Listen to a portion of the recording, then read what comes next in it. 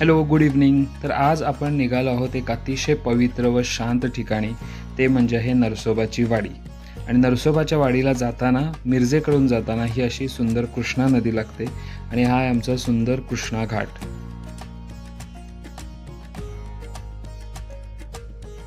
तर नरसोबाची वाडी हे मिरजेपासून अगदी जवळ आहे. साधारणपणे 15-20 किलोमीटरवर नरसोबाची वाडी आहे.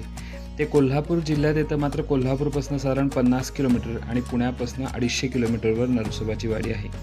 आणि आता आपण पोचलो आहोत नरसोबाच्या वाडीमध्ये आणि ही आहे नरसोबा वाडीची स्वागत कमान.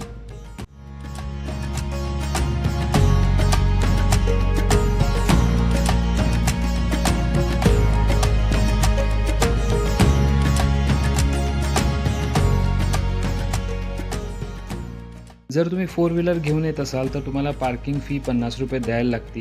2 व्हीलर घेऊन येत असाल तर त्याला काही फी नाही आहे. लेफ्ट हँड साईडला माझ्या नरसोबा वाडीचं बस स्टँड आहे आणि इथं राहण्याची आणि खाण्याची अजिबात आबाळ होत नाही. जसं की तुम्ही बघताय की इथं भरपूर यात्रा निवास आहेत. प्रायव्हेट जर म्हणत असाल तर त्याचे भरपूर हॉटेल्स वगैरे आहेत. हे जे उजव्या साईडला आहे हे मोठं 4 व्हीलर पार्किंग आहे. 2 व्हीलर तुम्ही कुठेही लावू शकता, मात्र 4 व्हीलरसाठी तुम्हाला इथं डेडिकेटेड पार्किंग आहे. साधारणपणे 2-3 मजल्याचं असं प्रशस्त पार्किंग इथं दिलेलं आहे त्यांनी.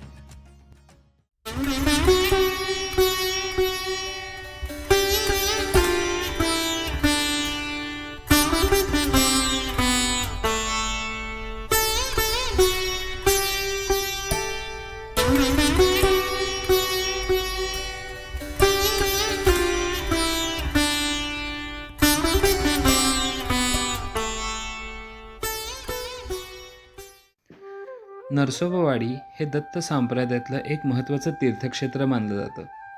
नरसोबावाडी हे ठिकाण श्री नरसिंह सरस्वती महाराज यांच्याशी निगडीत आहे, जे भगवान दत्तात्रयाचे दुसरे अवतार मानले जातात. त्यांनी इथे जवळपास 12 वर्ष वास्तव्य केल्याचे सांगितले जाते.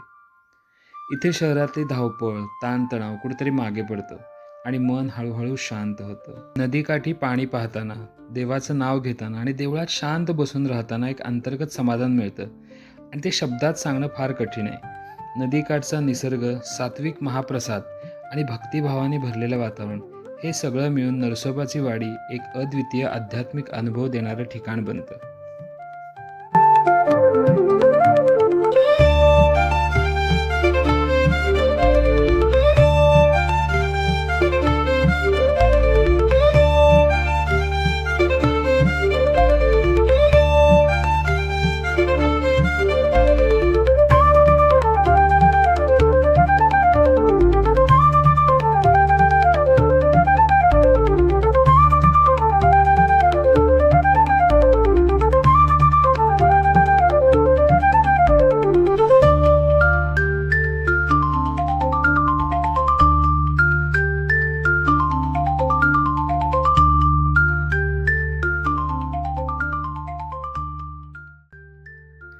तर हा आहे कृष्णा आणि पंचगंगा नदीचा संगम.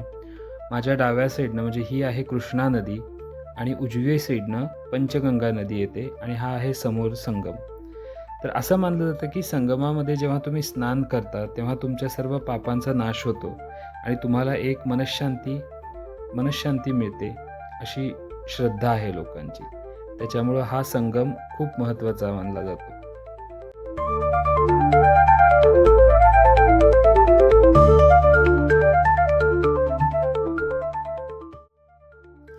तर देवदर्शन झाल्यानंतर मी पेट पूजा करायला गेलो सोमण भोजनालयमध्ये.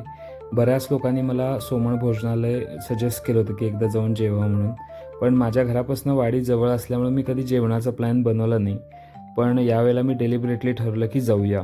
सो वेटिंग जर असेल तुम्ही बाहेर वेटिंग एरियात बसू शकता, अदरवाईज तुम्ही ताटावर बसू शकता.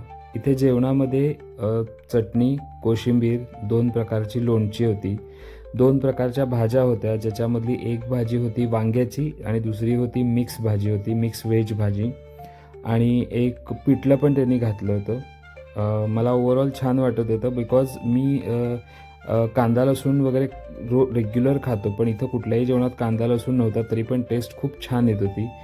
हे वरण भात, त्याच्यावर तूप, त्याच्या जोडीला पापड आणि गोडासाठी म्हणून त्यांनी बासुंदी दिली होती.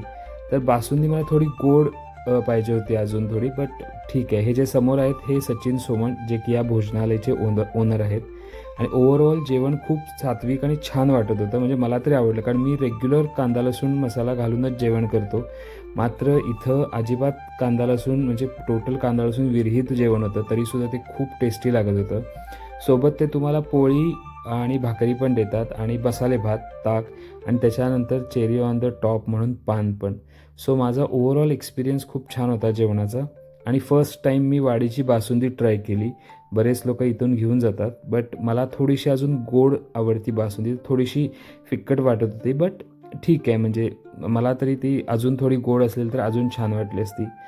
बट महत्त्वाचं होतं देवदर्शन, जे की खूप छान झालं. तुम्हाला हा ब्लॉग कसा वाटला ते मला सांगा. तुमच्या निकटवर्तीयांशी ब्लॉग शेअर करा, लाईक करा आणि मेन म्हणजे सबस्क्राईब करा आणि कमेंटमध्ये सांगा की तुम्हाला कसं वाटलं.